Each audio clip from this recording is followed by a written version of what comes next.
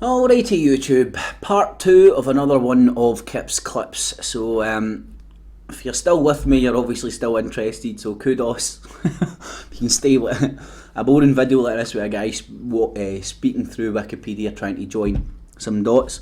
Now I've obviously had to render that last 15-minute clip and whatnot, so can't really remember exactly where I was, but I'll try and leave off where I believe I was. I think I was drawing... pointing out that the Knights Templars cross is the England flag. It's a red cross on a white background. The Knights Templar existed apparently before 1129, but were endorsed by the Catholic, not the Christian Church. Okay, please go and look into these definitions because it allows you to paint a bigger picture. This isn't a Christian church, it's a Catholic church, it's a universal church. It is a church for everybody, a one world religion church.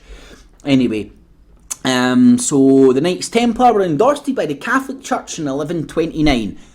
Their symbol being the English flag, a red cross on a black background. What I was going to say was it was endorsed by the Catholic Church in 1129. The order became a favoured charity throughout Christendom, not Europe, Christendom. Go and look at and grew rapidly in membership and power. Knights Templar and their distinctive white mantles with a red cross. And now we've lost my place again. That's great. Oh, there we go. White mantle, red cross, Knights Templar. 1129, and now we've lost it. St George's Cross in England, i.e. the English flag. Now this is Wikipedia, take it with a pinch of salt. Please go and spend weeks and months researching this and come back and correct me if I'm wrong. Please go do it. There used to be a claim that the red cross worn as an emblem was brought to England as early as 1190s by Richard the Lionheart, but this cannot be substantiated. So this is even saying that even the earliest talk of it coming to England, which can't be substantiated, was 1190. That would be 60 years after the Catholic Church endorsed the Knights Templar, the first international bankers, the first users of paper fiat. No, it wasn't fiat, it was just paper currency, it was promissory notes.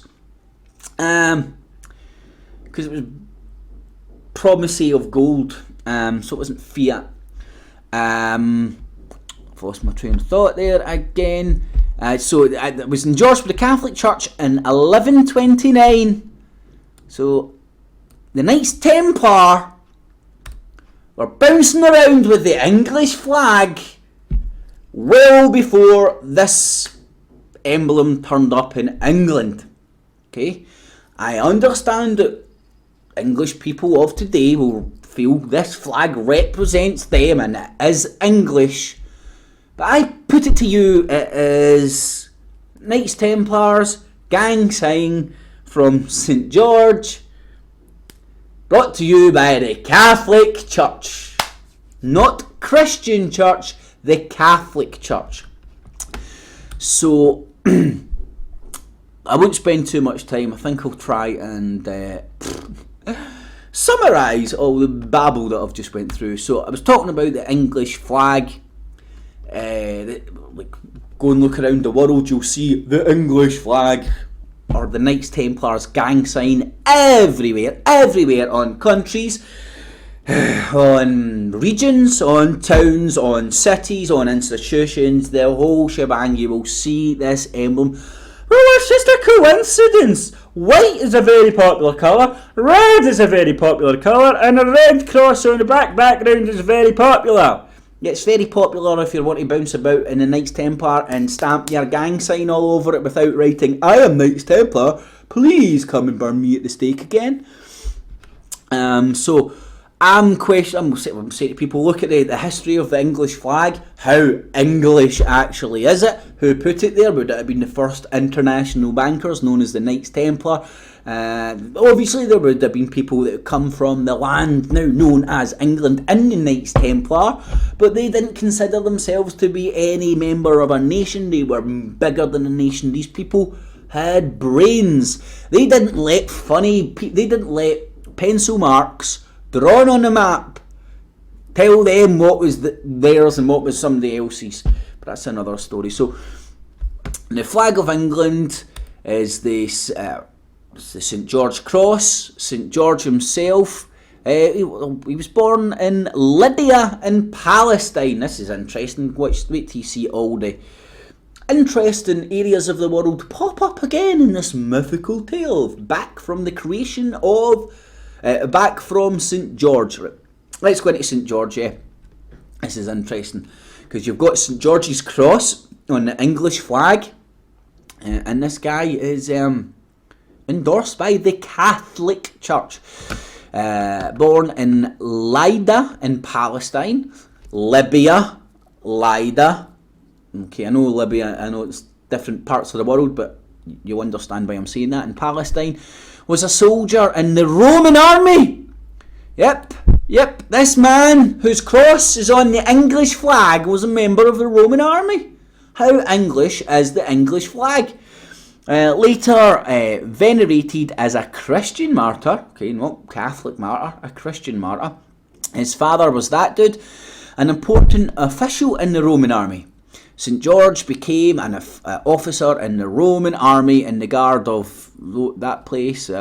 St George is one of the most venerated saints in the Catholic Western and Eastern rites.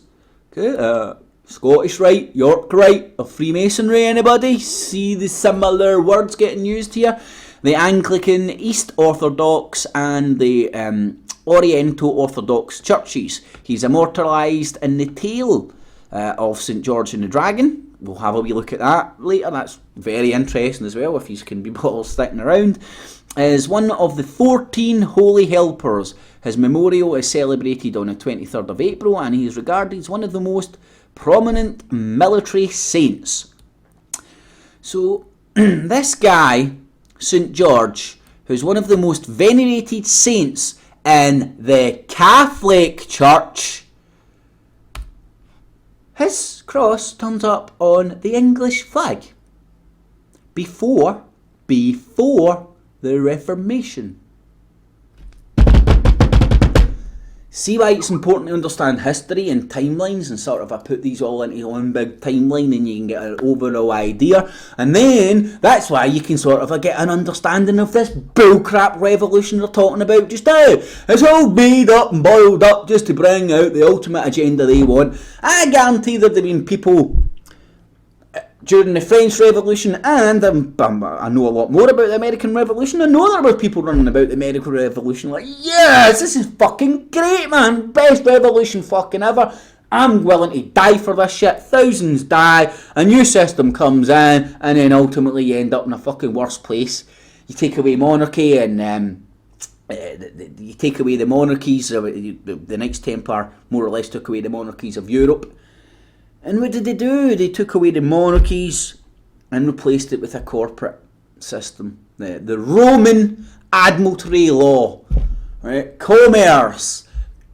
They swapped a monarch who got our power from God, who at the time was believed to get the right to rule, the divine right to rule from God, and replaced it with a system where there is no connection to God within within the right to rule, but in the new system after the French Revolution, after the American Revolution, let's stick on the French Revolution. I'm more clear about that. After the French Revolution, money and state was God. So you might think, the French Revolution good, the American Revolution good. And yeah, good and bad points. But you need to ultimately see where it's took us What is the revolutions put in place? French Revolution. What is the French Revolution put in place? It replaced the notion of the common man on the street that you were under God, because the Queen or the King at the time, by the perceived perception of divine right to rule, used to say, well, I've got the divine right to rule because God told me so. So everybody sort of was under God. Okay, even the King was under God. The Masonic Revolution of France got rid of that. Not in Britain, but got rid of it, and the vast majority, well, France initially, then spread throughout Europe. And what did it get replaced with? It got replaced with the system that we're, more or less, the system that we're living in today. And it says, oh, a republic sounds great. A republic sounds great. It would sound great, right? It would be great if it was set up by honourable people whose ultimate goal wasn't to enslave you fucking further. This is what I'm trying to get at with what's happening right now. The French Revolution brought the man on the street away from God and brought him from under. This is a good way to explain it. The French Revolution brought the French people from living under God to living under the state. So the French Revolution replaced this, get rid of God and replaced it with the state. Now, whether you want to be a Christian God, that God, this God, that God, just the idea of God, right? At the time, everybody was on the bandwagon of God. Oh, but I think I'm glad I've done this now, because it's gave me actually the verbal space to talk about this, to actually clarify it. The French Revolution got rid of the common man on the street living under God. If you're living under God and not the state, you can walk into a courtroom and bring the Bible in, and you can go, oh, hold on, this Bible tells me not to swear any oaths, and you're telling me to swear an oath on the Bible. I'm sorry, sir, I'm living under God. I'm not swearing an oath in your courtroom today. Oh, but no, that's been replaced by Roman admiralty law, which it's not under God. Okay, there is bits and pieces in there that refer to him, but ultimately it's commerce law. It's corporation law, if you want to call it that. It's not law of the land. It's law of the sea brought onto the land. So England flag or Knights Templars flag? This is the Knights Templars flag. Jesus, I managed to bring that onto the coming revolution. But yeah, you need to understand that revolutions are great, right? But they are brought around by the people in power.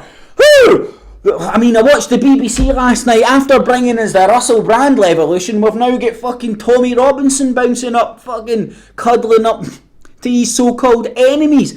And when you're able to watch TV and not suspend disbelief and understand that that box is trying to put fucking messages into your head, and you're watching that, if I suspended disbelief last night, I'd have thought Tommy Robinson was the fucking best man on the planet.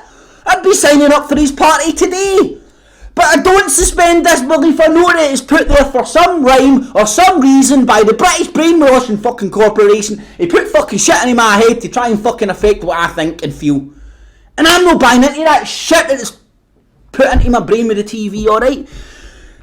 So, don't trust Russell Brand. Don't even trust the fucking flag of England. It's the Knights Templar. It's the first international bankers flag. Boom, there you go. Flag of England, Knights Templar, first international bankers. First central bank in the world, the House of Orange. The House of Orange amalgamated with a house in Britain at the time. Fucking forget the name of it right now, I'm sorry. And that they created the Bank of England.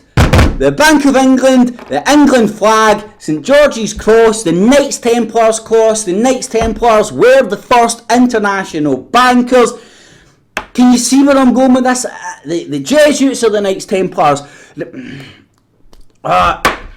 These are the people that we need to go after, the Knights Templars. People go, oh, the international bankers. Yeah, they are international bankers. But even international bankers that you see on TV and in your magazines and all that crap, they are just another face front, phony front to punt their wares to make the money, and if they get caught, just like the Illuminati, when they get caught, the real Illuminati back in Bavarian, when they get caught, they just disbanded.